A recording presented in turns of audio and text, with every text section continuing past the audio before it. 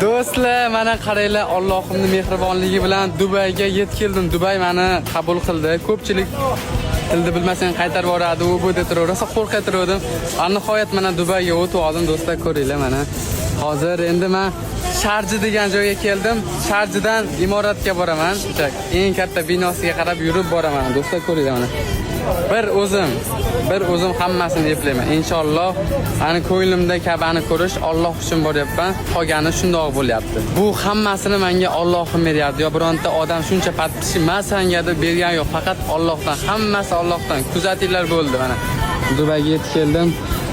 Inshaalloh hammasi yaxshi bo'ladi. To'g'risi men Dubayga kelishni juda orzu qilardim. Orzularim amalga oshyapti. Eng katta orzuyim ota-onamni hoji qilish. Boshqa hammasi bo'laveradi.